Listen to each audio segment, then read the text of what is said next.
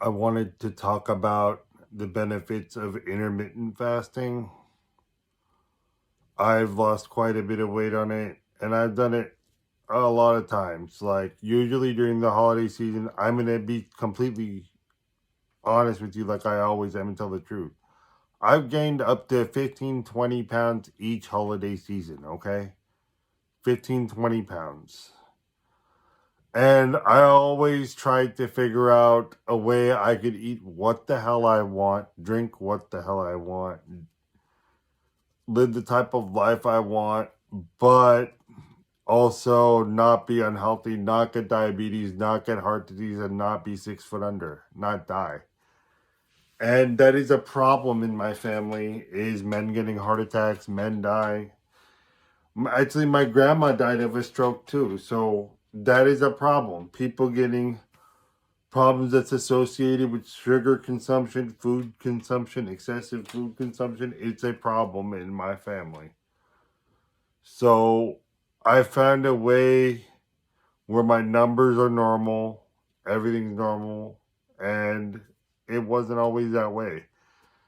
And nothing of what I say is should be considered a medical advice or psychological advice. Always consult your doctor first.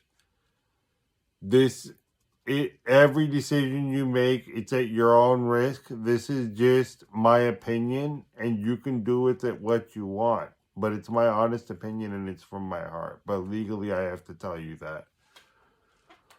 But always talk to your doctor first. So when you fast, it cleanses your body. It gives your organs a break. So when you eat, your liver, your kidneys have to process it.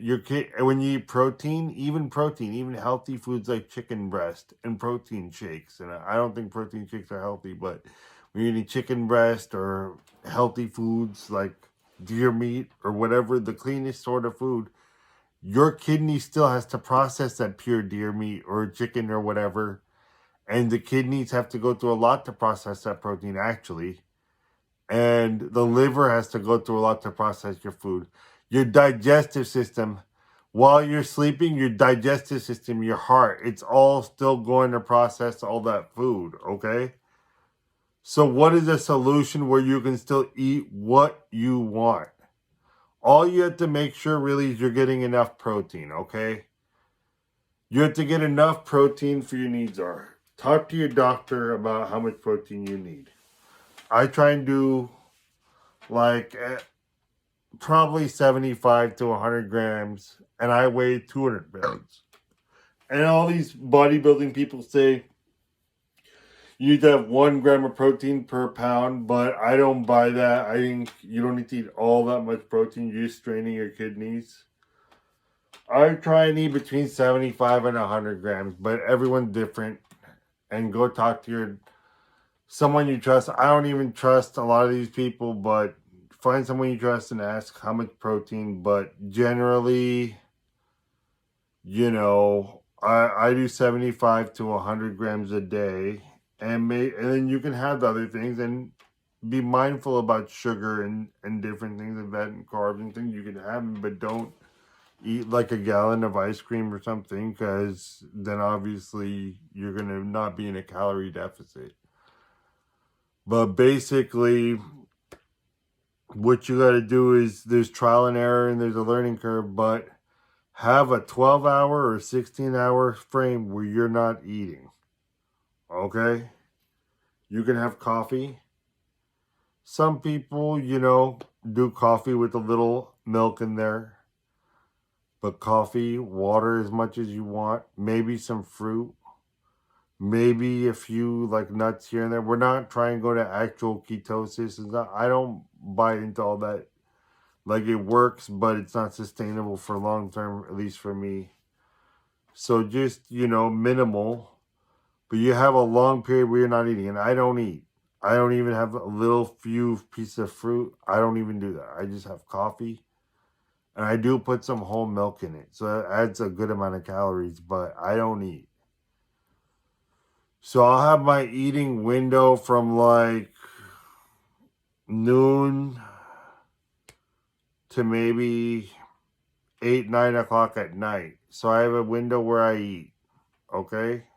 But then from the whole time I'm sleeping up to like noon. So basically, to make a long story short, you want to have a long period of time where you're not digesting food.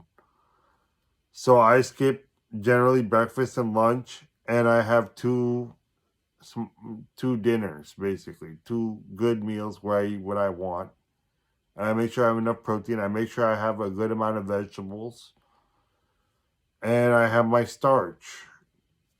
It's not rocket science, and you're gonna have to experiment and see what works for you. But when you drink plenty of good, clean water, and you can put some good lemon juice in there or lime juice, good, clean water, maybe a few bites of fruit, and you just let your kidneys rest, you let your liver rest, and also being hungry also puts you at a different vibration for prayer.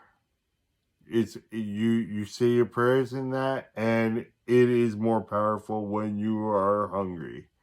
And when you dedicate your hunger to God, I dedicate my workouts to God. I dedicate everything to God. So you can dedicate your fast to God and ask him to help you grow, and ask him to shrink your flesh.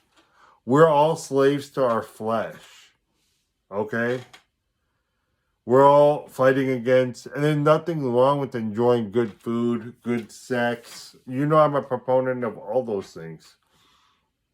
But when it owns you, when your compulsions own you, and you'll do anything to get those things, and those come first instead of God, family, and your purpose, when it comes ahead of your purpose, when your fleshly desires comes ahead of your purpose, that's the problem. And that's exactly the time when you start fasting. And for me, my fleshly desires were the most important thing in my life.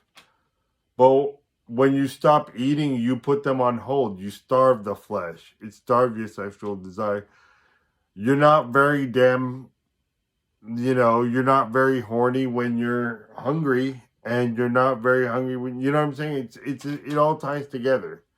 It all ties together, and fleshly desire doesn't just mean sexual desire, it means all of it, and it also means anger as well. Anger as well. Anger, losing your temper, getting pissed off, throwing a temper tantrum, all those are also fleshly things we give into. So that starves all of that. So try the intermittent fasting, having a 12-hour or 16-hour period where you don't eat. And let me know how it goes in the comments below. Like, subscribe, and share, people, please. And I appreciate all your support and love you all, and I'll talk to you all soon.